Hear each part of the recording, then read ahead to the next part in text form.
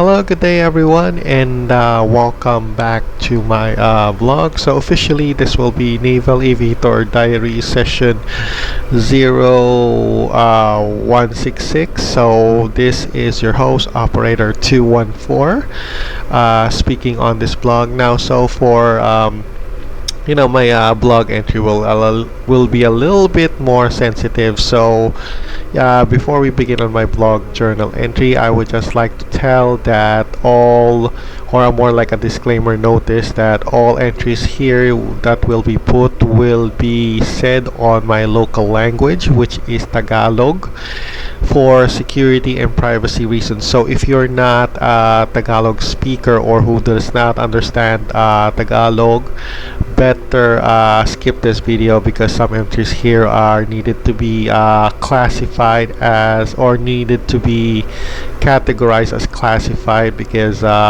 it's something about the situation on board the ship, and it's a real honest talk about real honest talk about my thoughts. So yeah, so better skip this video. So now that so now that is out of the way, so let's begin on my blog journal entry in Tagalog about this my situation here.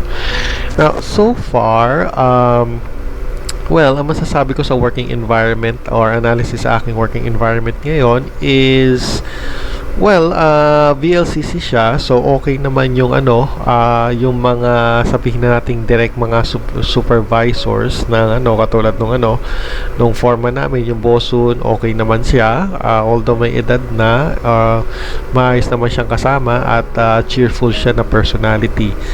Now yung pump naman okay din, ganun din, same situation din siya, may edad na rin at medyo cheerful ang personality nila, hindi sila sabihin na nating kupal sa barko, or sabihin na nating bastado ang ugali. So maayos naman sila, so that's good. So highly recommendable naman yan kasi maayos silang kasama, so okay yon. Pero balang ang sitwasyon dito sa barko is yung mga direktang involved sa akin, katulad ng bosun at pumpman, okay silang kasama, pero yung mga senior officers sa barko nito, katulad ng chief mate, kapitan, hindi maayos. As in, medyo sabihin na natin may pagkakupal ang ugalit bastardo. Of course, yun ang initial impressions ko ngayon, kasi of course I've been working here almost for halos isang buwan na ako sa barko, so at least may general impression na ako kung ano yung mga nasa paligid ko. At honestly, mabilis nga kasi usually ang mga ganitong sitwasyon, analysis ko is inaabot ng at least 2 buwan, pero nakuha ko kagad ngayon ng isang buwan lang kung ano na yung sitwasyon na nangyayari sa akin. So ayun, like I said, maayos yung mga yung foreman namin and pumpman, I repeat, maayos sila kasama, and masasabi kong okay sila, masasabi kong okay silang kasama sa trabaho at hindi sila kupal. However, yung chief mate namin at yung kapitan dito, sabihin na natin hindi siya ganun ka-desirable. So saan ako magsisimula? Anyway, hawak ko yung tablet ko ngayon, so para hindi ko makalimutan kung ano yung mga sinasabi ko. So una sa lahat, yung kapitan, start muna tayo sa kapitan. Yung kapitan, sabihin na natin ang opinion ko sa kanya is rather neutral. May mga parte siya na masasabi ko na sabihin na natin medyo hindi desirable. Ewan ko, sa pananalita niya parang sabihin na natin hindi ko type But anyway, nung nandun ako nagwardya sa bridge nung isang insidente nun, kasi ewan ko, parang alam mo yung ugali ng sabihin na nating hindi professional na ugali, yung tipo na palamura or something like that. Pero anyway, may mga gano'n naman tao, so as long as hindi naman sila offensive, so ang masasabi ko lang naman dito sa kapitan na to is neutral lang naman ang opinion ko, so ingat lang ako as long as wala naman siyang sinasabing masama sa akin, or hindi naman siya sabihin nating self-destructive na ugali or behavior na nakaka-apekto sa iba. So yun, advice ko lang dito sa kapitan is as much as possible stay away ako dito, as in well, sabihin natin stay away lang ako. But anyway, hindi ko naman magiging problema yon since OS ako, hindi naman ako AB. So, yun nga, basta distansya lang ako at nagwo-work lang ako sa desk. So, yeah, hindi siya makaka-apekto sa akin regarding sa work kasi, well, mostly sa bridge work lang naman yung makaka-apekto eh. So, okay. Okay, so okay na yan. So, yung pangalawa, ito yung medyo mahaba-haba. Yung chief officer namin or yung kamote namin dito, kung tawagin sa salitang Tagalog or nautical terms, masasabi nating negative ang opinion ko sa kanya kasi medyo, well, palagay ko balasubas to medyo simpleng balasubas na kamote. Anyway, of course, personal na opinion ko lang yon. Hindi naman general na batawag dito, general na opinion ko.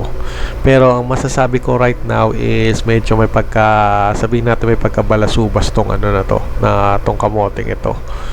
Well, at least under my impression. So, yun nga, sabi daw nila, sabi ng mga ibang kasama ko, so syempre ayaw naman nila magsalita ng direkta or at least alam naman natin na ang rule sa barko hindi ka dapat magsasalita ng mga bagay na madaling malaman ng iba.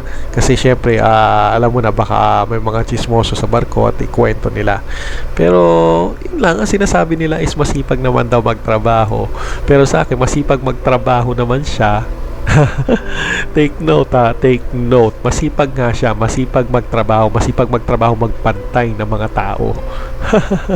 Can you imagine that? So, yeah, as in like nagbabantay lagi sa trabaho na parang akala mo warden sa warden sa warden sa bilangguan. So, ayun. So, isang insidente nito yung mahilig siya magbantay is yung alam mo ba yung trabaho ko sa basura na ako yung nagso-sort out ng alam mo naman ako sa maintenance. So, ako yung nagso-sort out ng ng basura or unofficially ako yung nagso-sort out ng basura. Akalain mo ba naman pinakialaman pa yung kung ano yung nakalagay at hinalughog yung basura ko. Yung basura na naka-arrange na. Parang masasabi nating napaka-bastard ng ugali. As in, sino-search niya pa na akala mo law enforcement na may warrant. So, ang katwiran niya naman daw kasi ang iiwan lang daw bakal. Hindi yung mga liliit na bagay na kasing laki lang ng kasing laki ng kamay ko or braso. Ewan ko, pero masyado siyang pati ba naman yung pinapakilaman yung mga ganong klaseng bagay, pati yung mga makaliit-liit na bagay na sabihin na nating petty at walang kwenta, papakilaman niya pa. Yung basura na yun, nananahimik na naman yun as in like na-sort out ko na siya, as in na-sort out ko na ng maayos at yung mga pinupunto niya na mga basura, yun yung hindi na ihiwalay o hindi na kayang ihiwalay yung nakadikit na dun sa sa basura. As in, nandun na. So, yun, ang resulta, since nakikialam siya, pati do sa sa trabaho ko sa sa basura, nadoble ang trabaho ko tuloy at napatagal. So, ayun, sa pagkayamot ko, sa sitwasyon na hinahalugog pati yung basura, umalis na lang ako, sabihin ko, kapi na. So, biniwan ko siya. So, yun. And one more thing na i-add ko, itong kamote na to tamad itong magpakape ng mga tao, as in walang pakialam sa oras. Yung tipo na parang gusto niya sulit lahat na nagtatrabaho sa halip na normally kasi ang practice dito sa barko is, well, ang normal practice sa barko bago mag coffee break is around 9:45 to 9:50, dismiss na yan. Pwede na yan, tigil na muna yung trabaho every 10 minutes or 15 minutes before mag say 10 o'clock or mag 3 o'clock, dismiss na ang trabaho or bago magtanghali. Ba ang gusto yata nito laging lagpas or alam mo yon, sakto sa oras or lagpas. Parang gusto niya sulit lagi yung oras na nagtatrabaho sa tao. May mga gano'n na kamote na of course narinig ko na yan na maraming or at least narinig ko sa kwento-kwento or at least naka-encounter na rin ako ng mga ganitong klaseng kamote sa barko or chief mate sa barko na gusto nila ang tao magbe-break saktong 10 o'clock, saktong tanghali at saktong alas 3. Well, actually, itong kamote ito, hindi pa nga gusto sakto, gusto pa nga sobra eh. Mga at least 10 minutes sobra. So, ayun, initial impression ko na sa mga ganong mga tao pagka gano'n na tamad magpakape at walang pakialam sa oras, tipo na balasubas. Of course, syempre, wala namang magsasabi dito sa crew na direkta na balasubas siya. Pero, well, yun ang interpretation ko dito sa ano na to, kamote namin ngayon medyo may pagkabalasubas ang ugali. But anyway, wala naman akong magagawa. Ganun talaga ang rules. Wala naman nagre-reklamo kasi siya nga ang, wala naman nagre-reklamo sa kanyang direkta kasi syempre siya nga yung sabihin na nating kamote. At kung sino man may magreklamo, sigurado gagantihan niya yon. At lalagyan niya ng negative report sa evaluation kung may magko-confronta at direkta na magsasabi kung ano ang problema niya. Siyempre, alam mo naman ng mga Pilipino, wise din naman tayo na hindi naman tayo. Actually, yun lang naman ang dahilan to think about it. Kung iisipin natin, yun naman ang dahilan kung bakit wala masyado nagre-reklamo sa kanya. Kasi, well, syempre gagantihan niya. Pero kung katulad niya sa lupa na, wala siyang political power or kapangyarihan na, mag-retaliate or kapasidad na mag-retaliate, maraming magdidirekta sa kanya na kupal siya at balasubas na kamote at shipmate sa barko. So, yun lang. Gusto ko lang ding idagdag na pati yung mga dating bumaba ng mga crew na dito ng mga Indiano, sinasabihan siya na kupal din siya na sa barko, like asshole ang sabi. So yun nga, yung dalawang OS na, or actually tatlo na OS na batawag dito na Indiano na bumaba sa barko, sabi kupal siya which of course naobserbahan ko naman kasi nung time na yun bagong dating din ako, mga ilang araw pa lang ako, and doon pa lang sa insidente na pinatrabaho niya yung mga tao ng linggo, syempre miski ako napapaisip na baka nga kupal to. Pero syempre, bago pa lang ako, ilang araw pa lang ako noon, so hindi ko rin alam kung ano pa yung nangyayari sa barko at yung konsepto kung ano talaga yung nangyayari. And syempre, at the same time, hindi naman din ako basta-basta nag-judge ng tao or sabihin natin hindi ko kagad sabihin na natin hindi kagad ako nag-judge ng mga tao sa character. So inoobserbahan ko muna at iniimbestigahan ko muna. And it turns out, tama nga yung sinasabi ng mga yung mga Indiano at uwak na crew members na kupal itong kamuting ito. yeah, maniwala ka at hindi, kupal talaga. Hindi naman, kupal ang ugali niya, pero in the sense na hindi naman 100% na kupal. Yung tipo na akala mo sa pinikula na kontrabida, no, hindi ganon, no. Hindi ganon ang storya. Pero kung titignan mo yung mga ginagawa niya, sinasabi niya syempre para sa trabaho, pero kung titignan mo, yung tinatawag na sabihin, yung sinasabi niya initially na maganda yung para to sa trabaho, pero kung titignan mo yung initial na intention niya doon is para pahirapan ang crew at balasubasin yung crew. So isa sa mga sabihin na natin hindi maganda. Like I said, mga balasubas itong na kamote ito sa barko. Syempre wala naman namang direkta. So ano pa ba? Eto, one more thing also, isa sa masasabi ko din na negative ang impression ko. Isa din na masasabi ko na quite recently is yung regarding sa pasahan sa oras ng working time. Yung ginagawa niya dito is lahat ng crew is zero ang overtime na working hours. Sa madaling salita, walang extra pay. So, yun nga. Okay, so fine, ganun nga. Be as it may kung walang overtime. Pero ang tanong dito is yung mga ABs kasi pinapariting niya ng 2 hours at least halos everyday ng trabaho, tapos hindi mo naman binabayaran yung kanyang, or hindi mo naman chine-check yung working hours niya, or hindi nire-register niya lang is 0 working hours. So, ewan ko kung ano yon, pero yung mga ganong type ng impression na ilalagay mo sa officially na ang overtime hours is 0 tapos mahilig ka magpatrabaho ng patrabaho, ang masasabi ko balasubas yun at sip-sip sa kumpanya, yung mga ganyang klase ng mga kamote. Ewan ko, pero I'm just basing this sa experience ko sa, well, also almost sa more than isang dekada ko na pagbabarko. And marami na ako naikwento ng mga ganyang kamote na ganyan, o narinig na kwento na ganyan ang estilo. And definitely nag-fit nga siya sa bill ng isang balasubas na kamote. Make no mistake, 100% yan na na balasubas itong kamote namin na ngayon na dito sa barko. Pero hindi naman sabihin natin sa pagkabalasubas spectrum, hindi siya, well, sabihin na natin hindi siya 100% na may pagkabalasubas. Medyo sabihin na natin well, ganoon naman talaga sa real life, hindi siya 100% bad guy, hindi rin siya 100% good guy. Pero by definition na masasabi ko dito 100%, definitely balasubas yung kamote namin ngayon. So yun, ano pa ba? Oh yeah, katulad na rin, nasabi ko na rin na yun nga, buti na hindi rin ako AB na nagtatrabaho dito kasi mahilig siya magparating sa trabaho, and at the same time, yun nga, hindi niya binabayaran yung working hours, like zero nilalagay niya sa overtime.